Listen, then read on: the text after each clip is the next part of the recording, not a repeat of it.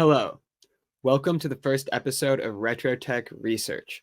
On this show, I'm going to show you guys the different sources I'm finding and different pieces of information I'm going through, and we're going to look at it together and try to unpack all the information there so that we can all, as a community, try to get to the bottom of the stories behind a lot of these strains. So I don't know if anyone saw the post we did on Instagram a couple days ago about green crack, and that the information in that post was mostly similar to every article I found online, but I was kind of like, this can't be all, like, there's got to be more to it. So I thought we should post that, try and get some more feedback. And yeah, some people are helping us get to the bottom of it. But if you know more, please let us know. So today, I thought we would go over an article that I found that seemed like it had a little more information than some of the other ones, but I still want like a first person source that I could talk to about some of this. So let's just dive into it. So here we have Seed Finder. It seems like an interesting website.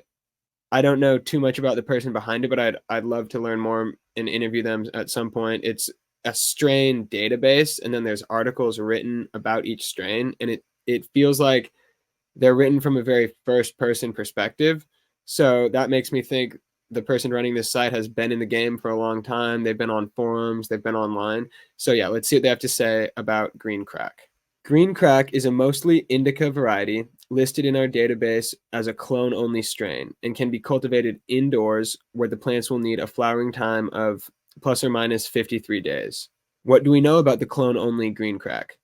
Green crack was an 89 Super Sativa Seed Club skunk number 1 crossed with an unknown indica in Athens, Ohio. So yeah, a lot of the sources talked about Georgia, and I think Georgia comes up later on, but it was from the comments that we saw in the post and from other articles that seem to have a little more information, it seems like Ohio is where it is more likely it originated, the original cut of it, and but Georgia, it seems like, will play a role too. Let's see where it goes.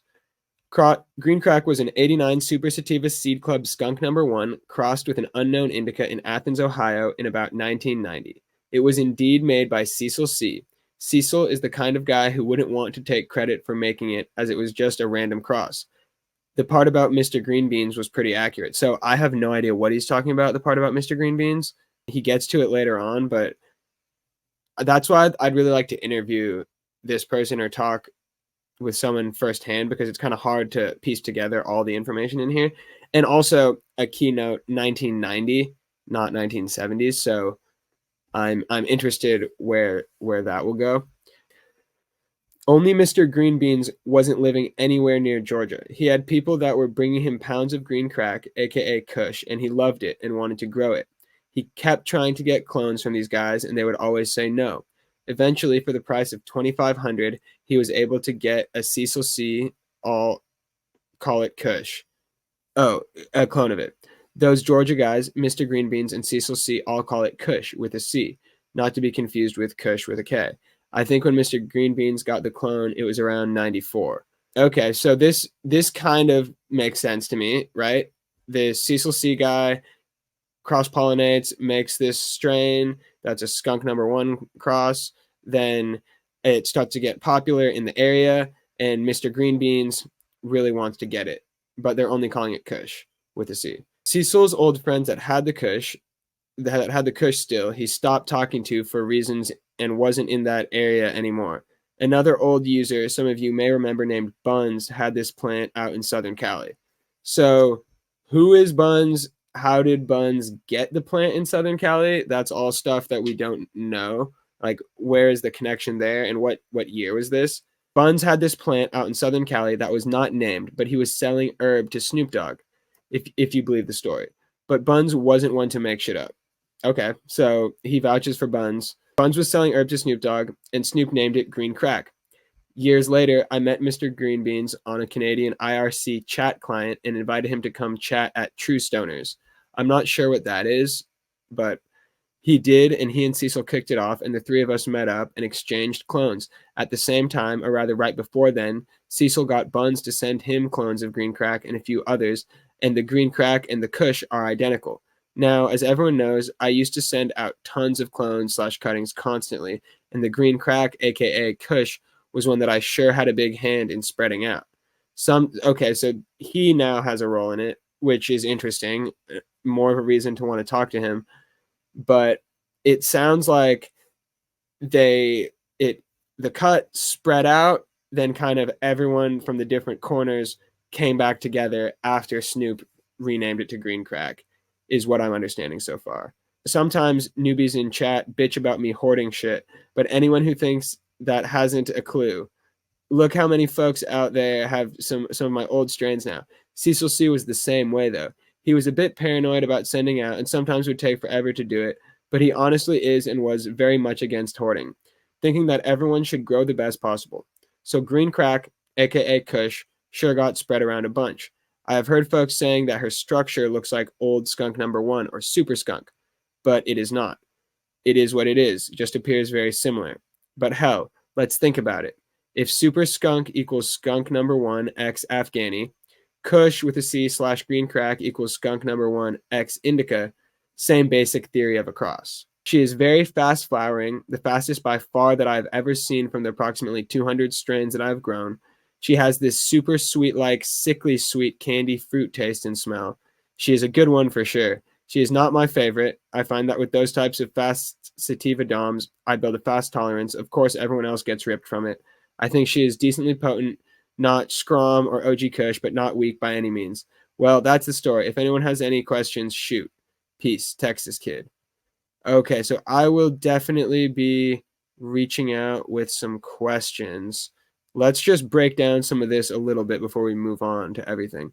So I think this super skunk being similar to it is very interesting because maybe it could be the exact same Kush slash Green Crack equals skunk number 1 plus a random indica. That random indica could be an Afghani. No one will really know. But the fact that these two strains that are supposedly different, Super Skunk and Green Crack, have the same parents but were crossed at different times is a very great way to analyze how these strains build. Because if we could compare a Super Skunk to a Green Crack, are they the same thing? Are they? I don't know. Does someone who has smoked both really good cuts of both, do they know? It's hard to say, but I think this story can do a good job of highlighting that. So before we move on, just if anyone else has more information about this, I'm going to reach out to Seed Finder, try to find more, try to see if they can help me. But yeah, if anyone has more information about the cut, specifically the year that Snoop Dogg would have ended up with it, how Buns ended up with it in Southern Cali, how did it get from Ohio to Southern Cali, and then what year did all this happen that it started to pop off. So yeah, let's see what else. Green Crack is a cup winning variety and won the first place at the Santa Cruz Cup 2014 in the category People's Cup submitted by Surf City. Okay, so it won a cup in 2014. That's like a lot later than 1990, 1994 even, obviously. So how long was this cut that was made in 1990 surviving?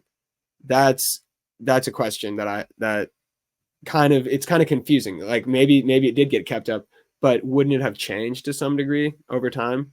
I'm not sure. The Seed Finder users tested Green Crack and uploaded information about the taste and effects of Green Crack. Here's a short overview. Click the charts are linked to get an exact. Okay, well, we don't really need to. That doesn't matter. Okay, let's look at some pictures of it. Well, we can see what they say. Fairly sweet, a little bit spicy. Green Crack have basically a prominent effect to the body. Couch locking and energetic, and also a little bit calming and sleepy, but it is also affecting a little bit less to the head. Fairly uplifting and light. Okay, so that's why these kind of reviews are so hard to like those are completely contradictory, and I'm sure it'll all affect you differently. I've noticed when I smoked Green Crack, it was when I was younger, so my tolerance was a lot lower. But I remember getting very high and not being tired, which was interesting to me because normally when you get high, you kind of come down, like get a little more sleepy. But I remember not experiencing that as much with Green Crack. Kind of same with some other sativas, but yeah, breakdown, we don't really care about that. The lineage, genealogy. So skunk number 1, X unknown indica, green crack hybrids and crossbreeds. Let's see, Mother's Secret, Green Dream. I don't know.